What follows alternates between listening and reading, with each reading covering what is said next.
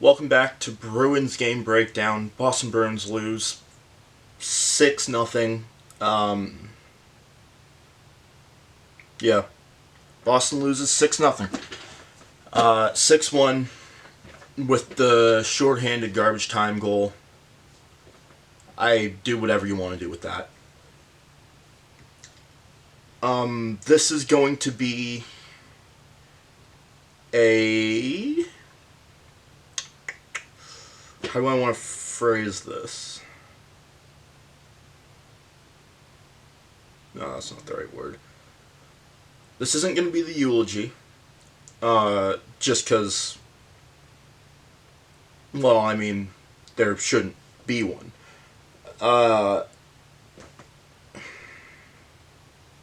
This isn't going to be a rant. I don't know what this is going to be. I'm going to be here, and we're going to have a little talk either until my camera battery dies, or until I run out of things to say, whichever one comes first. Alright. First period. Far and away your worst period of the game. Get outshot, 19-2? And then I think Fraser Minton had a breakaway and doubled up your shot total, and then you might have gotten one or two more after that. So in total you get outshot 19-6. Which, hey, the 6, it's not ideal. Could be worse. 19, unacceptable. Especially in a playoff game. I am very shocked by this fan base to see that no one is putting any of those first four goals on Swayman, and I'm not. Let me be clear, I am not. But it just seems like when he has a bad game, it's always his fault. It's never, the defense played like crap in front of him, where's his help? No, this was nothing. Nothing like I've ever really seen, at least over the past few seasons. Everyone was pissed off at the defense. Swayman was cleared of any wrongdoing.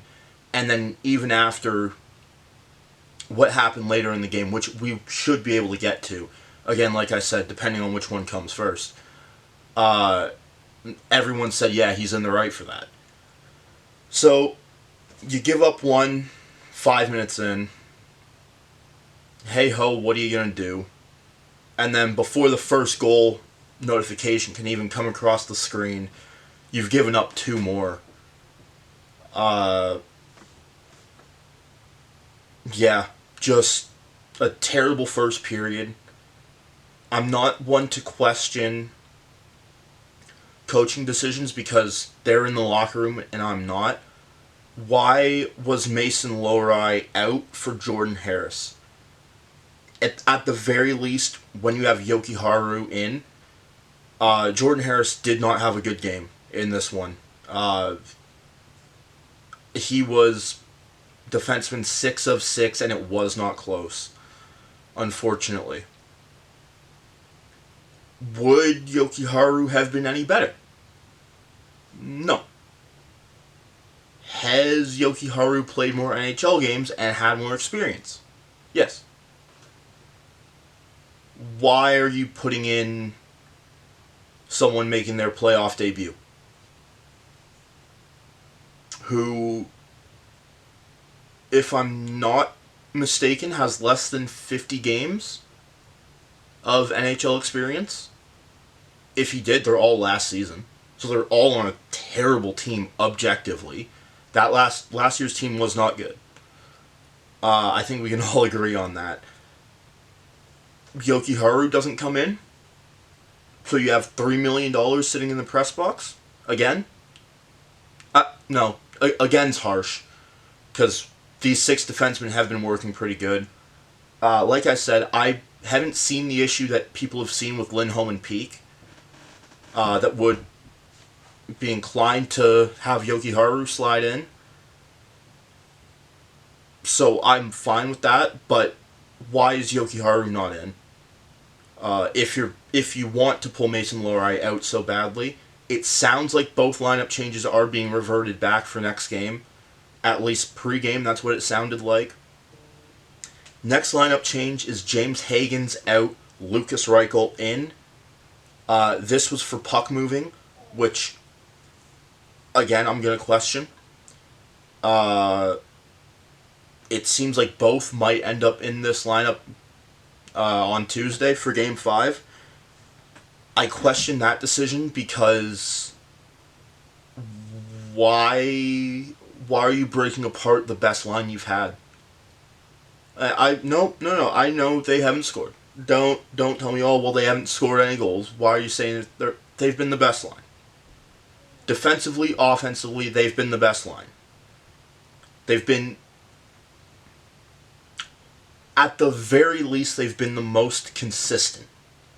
And that is something that you have to applaud them for and not tear them down on. Now, it's important to note Marco Sturm, as I mentioned, did say that it will be for a short time, which, hey, TikTok, Game 5's tomorrow, you have one win in this series. Or tomorrow, Tuesday, you have one win in this series. Either that's tomorrow or that might not happen at all. Tuesday. Sorry, I mean tomorrow, I mean Tuesday. So, yeah. Either it happens Tuesday or it doesn't happen this season. He mentioned James Hagens has made mistakes, which, okay, I'll give that to him. He hasn't been perfect.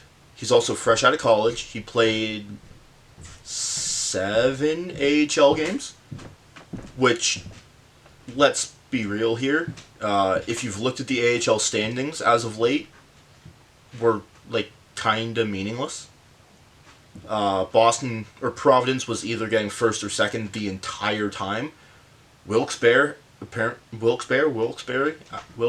think, had a great year and like kept decent pace.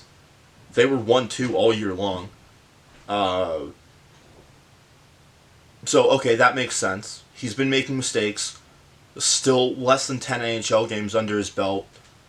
I understand that more. I understand that more. Lucas Reichel coming in, I'm fine with. Just to give the kid a look. See how he is in the playoffs. I thought he had an alright game.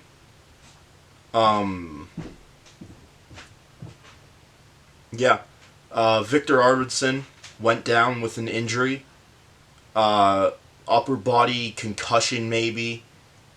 He took a hit along the boards at the end of late in the first period, and just kind of put a soft shot on and kind of skated around looking a little dazed before coming off the ice and going down the tunnel shortly after. That's what makes me think it was a concussion, just because of how quickly, like, he got hit, took the shot, played out the rest of the full shift, and then went down, didn't immediately come off, which that tells me that it's a concussion spotter thing, not, oh, I'm injured here. I hope I'm wrong, because I've loved the way he's played this season, and I hope he can be in the lineup for Game 5. If he can't, though, then I guess it's Lucas Reichel stepping in. And then, not just in the first period, this came back up in the third period. The breakouts this team has, or lack thereof, rather, either too aggressive or just misplays that you shouldn't be making. The too aggressive one, I'm thinking back to the Harris giveaway, where he's the only one in the defensive zone, and there are I think it was 3 Sabres on him, and he tries to send a pass. He like half sends it, and then he skates up to go grab the puck, and then it gets picked off, and in behind him scores. And then the McAvoy, was it McAvoy to Aspero to Minton? I think it was either I'm pretty sure it was McAvoy to Aspero to Minton. Minton drags the puck back into his own zone because he can't get complete control, and again, he has 3 Buffalo Sabres on him right away. It doesn't matter who, let's be real here. And gets his pocket picked clean, and bang, bang, play, and it's in the back of your net. And then there's one more that I'm forgetting. Whatever, though. Moving on. Score effects, just non-existent. Just wasn't. Boston doubled up the Sabres in shots in the second. I believe it was 10-5 or 12-6, something like that.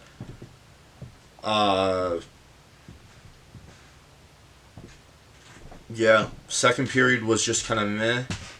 Whatever, Boston looked alright. Marco Stern went full power line. McAvoy, Hampus Lindholm on the back end. Pasternak, Geeky, and then I think it was Zaka up the middle. So he was just trying anything at that point. And to be fair, oh my, that was their best shift of the game, including the Fraser Minton breakaway, in which he had 2 chances on. Yeah, that was just bar none their best shift. Best couple of shifts, actually, because they kept them together, and then it very quickly divulged into chaos. That's it for the second period. Third period, score effects, again, failed to kick in. Yeah. Buffalo scores twice. Alright, gonna wrap this up quick here, because my camera's dying. Fraser Minton got bloodied up pretty badly near the end of the game. Nikita Zadorov took a cheap shot at Rasmus Dahlin. Chaos ensued. Sean Corrali scores on the shorthanded goal. And, yeah. Maybe you start Korpisalo Game 5. Just a suggestion. Rattle the team a little bit. This is not Swayman's fault. He yelled at the bench, specifically at his defenseman, as he was leaving the ice, and then he went down the tunnel briefly. He did end up rejoining the team on the bench, but yeah. He got hung out to dry bad this game, and it's unacceptable, especially come playoff time. So thank you so much for watching. Click like if you like, click subscribe if you enjoyed. I'll be back Tuesday.